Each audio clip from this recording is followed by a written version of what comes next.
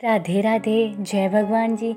Hello friends, मैं पूजा शुक्ला आप सभी दर्शकों का आप ही के यूट्यूब चैनल इंडियाज़ कंट्री में बहुत बहुत स्वागत करती हूँ। चैनल में आगे बढ़ने से पहले आप लोगों से रिक्वेस्ट है कि प्लीज़ चैनल को सब्सक्राइब करें और बेल आइकन पर क्लिक करें ताकि आपको हमारे आने वाले वीडियोज़ की नोटिफिकेशन सबसे पहले मिले। आइए बात करते हैं विनायक चतुर्थी के बारे में। श्री गणेश चतुर्थी व्रत की पौराणिक कथा के अनुसार एक बार भगवान शिव तथा माता पार्वती नर्मदा नदी के किनारे बैठे थे। वहां माता पार्वती ने भगवान शिव से समय व्यतीत करने के लिए चौपड़ खेलने को कहा। शिव चौपड़ खेलने के लिए तैयार हो गए, परंतु इस खेल में हार जीत का फैसला कौन करेगा, यह प्रश्न उनके समझ उठा तो भगवान शिव ने कुछ तिनके एकत्रित कर उसका एक पुतला बनाकर उसकी प्राण प्रतिष्ठा कर दी और पुतले से कहा, बेटा हम चौपड़ खेलना चाहते हैं, परंतु हमारी हार जीत का फैसला कौन करेगा, इसलिए तुम बताना कि हम दोनों में से कौन हारा और कौन जीता।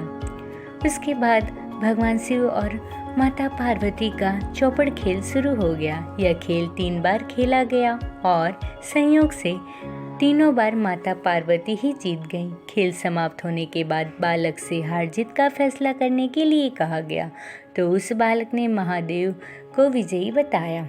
यह सुनकर माता पार्वती क्रोधित हो गईं और क्रोध में उन्होंने बालक को लंगड़ा होने, कीचड़ में पड़े रहने का श्राप दिया। बालक ने माता पार्वती से माफ़ी मांगी और कहा कि यह मुझसे अज्ञानतावश ऐसा हुआ है, मैंने किसी द्वेष भाव से ऐसा नहीं किया।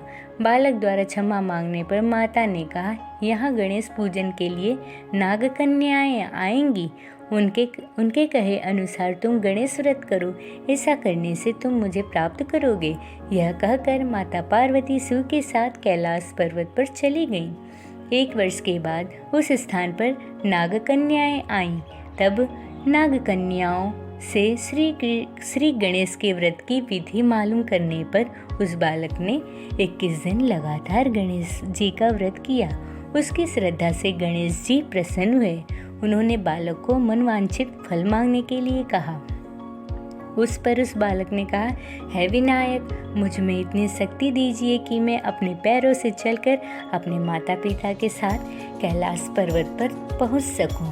तब बालक को वरदान देकर श्री गणेश अंतर्ध्यान हो गए। इसके बाद वह बालक कैलाश पर्वत पर पहुंच गया और कैलाश पर्वत पर पहुंचने की अपनी कथा उसने भगवान शिव को सुनाई। चौपड़ वाले दिन से माता पार्वती शिव जी से विमुख हो गई थी, अतः देवी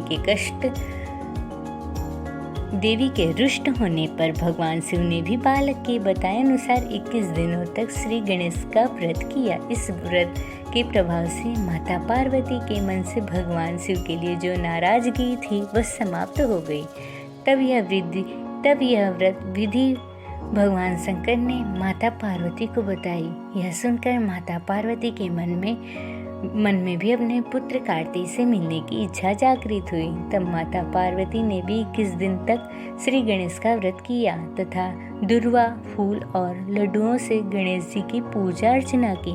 व्रत के 21वें दिन कार्तिकेय स्वयं माता पार्वती जी से मिलने आए। उस दिन से श्री गणेश चतुर्थी का यह व्रत समस्त मनोकामनाओं की पूर्ति करने वाला व्रत माना गया। इस व्रत के करने से मनुष्य के सारे कष्ट दूर होकर मनुष्य को समस्त सुख सुविधाएं प्राप्त होती हैं।